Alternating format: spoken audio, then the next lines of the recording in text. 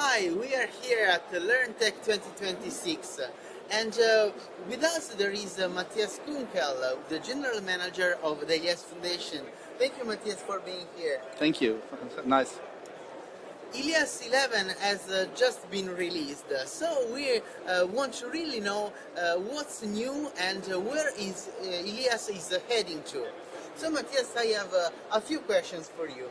And the first one is, when you think to ILIAS 11, what are the three main features that you think will change the day-by-day use of authors, and why? Okay, among the a lot of features we have published with ILIAS 11, I think, well, one thing is probably a bunch of improvements in the data collection. Quite a strong tool which you could use for different scenarios, and there's now some usability improvements which makes working with the data collection even easier and better. Also, if you have just a small data collection, so less complex than before. That's quite a good improvement on this level. We have improvements in the test and assessment, like better manual scoring of questions after a test run. And for example, preconditions in tests, so that test results can be preconditions to make available other learning material, but not just pass or fail, but really to say, let's say 60% points directs you to another learning module than 80% or 90%. So like that, you can more make like adaptive scenarios, which is quite nice. And for all of those people of you who are interested in open education resources, there are a couple of improvements there that also makes it possible really to offer the ILIAS repository of an installation and all the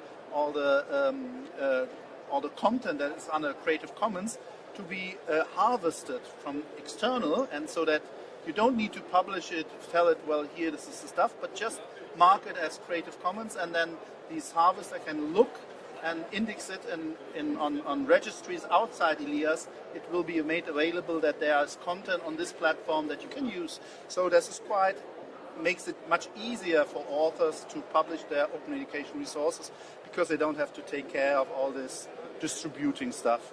So that's, let's say, three nice things among others which are in ILIAS 11. That's very interesting. And about interoperability and open standards, yeah. What's the position and where ILIAS is heading to about the xAPI standard and the LTI standard? Yeah, so we have an LTI 1.1 support for already several years. 1.3, to be honest, is not just fully implemented yet. We will have that then in ILIAS 12, but already a lot of scenarios with LTI 1.3 is available, and xAPI as well is supported, so you can register and add your learning record store in ILIAS that you use. So this is all existing and also working with 11. For us, it's from the strategic point important that you have the content not just on your own platform, but really in the world of knowledge, to say. So that it's material that is outside, courses that are made probably on other platforms, on other LMS systems that can also be integrated in your courses or made available in the repository. So that's an important thing, and we would like to go on this way. Great. And ILIAS has born as a learning management system, but every year is getting used for something broader, like a communication hub or a content infrastructure. What do you think about this evolution? Every time different way, different implementation to use ILIAS differently. Yeah, to be honest, I would say that in the very beginning it was more a learning content management system instead of a learning management system, because the very first things that were available were learning modules. And then, let's say 1, 2, 3, 4 years later, we implemented things like the course and learning management and learning progress and so.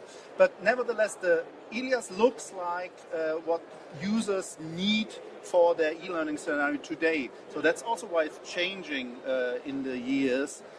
because it's used different now than from some customers than, let's say, 5 or 10 or 15 years ago.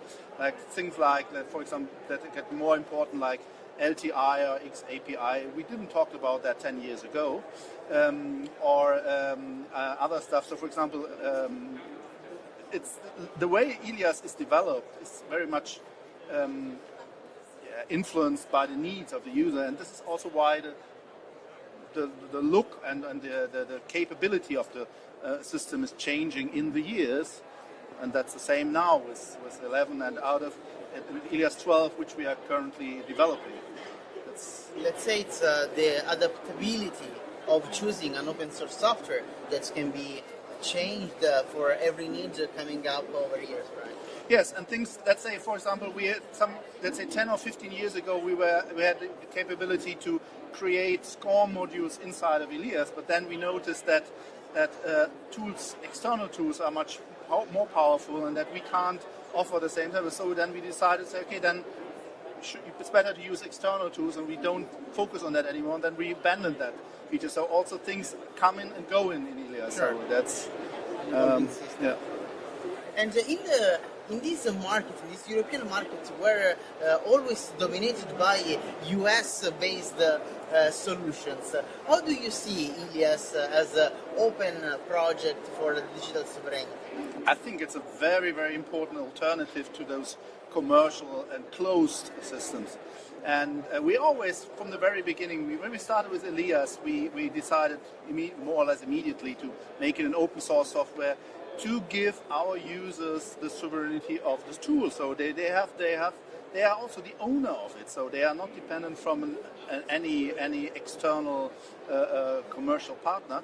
And I think nowadays, where digital sovereignty is a very, very important thing, I think to be a European project. Some people say, well, it's a German LMS, but to be honest, we have developers in Switzerland and in Italy and in Spain, so it's more a European project. But a European software that is really that under our control, to say that, I think it's very, very important. And I hope that, especially on a political level, this is more notified in the future, because it's very, very important also to strengthen these structures. And we need to develop ILIAS further and to make it powerful. It also needs investment, and it's much better for let's say German or Italian government to invest in such an open source project instead of paying fees to the US, and one day they will turn off the system. This won't be possible with an open source tool. So I think unlike 10 or 20 years ago, open source is more important ever. So taking control of our data and the knowledge governance to be kept in Europe is very important. I don't think only about the local governments in each European country, but as the European Commission itself, probably more investments in this sense would be really useful in this sense. Important, yeah, because you think they don't fall from heaven, so we have to pay people and we have to go further. But we see also, for example, we talked a lot about AI here on LEARNTEC and how to integrate AI, and it's always the thing but we want to have to control about the AI data. We want to have our local RAG systems to control that, and we don't want to give it away to wherever, US, China, or Mars. I think that's to get the control over your data and your learning process and the tools. Very, very important on a strategic level. Yes, and ILIAS service providers are a part of the ILIAS ecosystem, right? What do you think that organizations that choose ILIAS should expect from their service providers? Well, the service providers and where the vast majority of developers are engaged, they are very important for the development and the sustainability of ILIAS. And these are companies that invest a lot of money in their people, in their developers, and their partner, in their consultants, to really have the knowledge how to use ILIAS and how to create it. So for us, they are very important, because then we can, let's say, almost guarantee that if you if you go there to develop something or to host them, that you have a good service. Of course, other companies could do this probably too, but if they don't have the expertise, if you don't use ILIAS every day, and the risk is always that project fail, and then it's a big frustration, and people say, well, tell that's the ILIAS fault, but in the end, it was, let's say, the fault of a missing support. So for us, service providers are one step to offer a good service to customers, because I think for open source software, like for every other software, is at least you want to run the system successfully. You don't want to be bothered with problems. So you need someone, if you are not capable to do this by your own, who helps you, and these are our service providers. And they're also doing a lot of investment in ILIAS to make it even better. So because it's also kind of their baby too. And so they are very important for the ecosystem of ILIAS. So in a nutshell, probably it's about expertise, trust and accountability. That's a good summary. One last question for you, Matthias. After all these years of building up on ILIAS, what is the really good advice you would give to the newer instructional designers that are going to approach to ILIAS nowadays?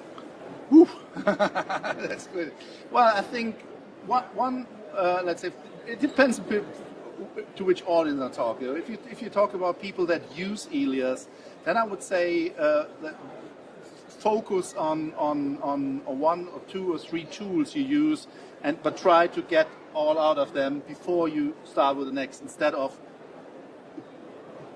adding a lot of stuff in your courses and it's not really well supported. So less is more in a lot of things. So even if ILIAS offers a lot of tools and a lot of possibilities, it's often better to focus on some stuff. So that's one thing that I would say to someone who is doing course development. For those who, let's say, like we run this project and this open source, and I think it's very, very important really to rely on community. So this is very much community based, and the stronger the community is for such a project, the better the results are. I think that's something that I learned through the years, that this community that carries ILIAS, it's very, very important, and there we should go on and try to strengthen that, because without them, me alone, we wouldn't have ILIAS anymore. That's one thing that to say. Thank you, Matthias, for these valuable insights. Pleasure. And would you like to give to our public a very quick call to action for the ILIAS conference that will come up? Yeah, well, you should come on the 9th and the 10th of September to Hamburg. Very nice city, but it will be also the host city of the ILIAS conference at the University of Federal Armed Forces there. So we have, I think, a very interesting program. It's worth to travel, so hope to see you there. Thank you.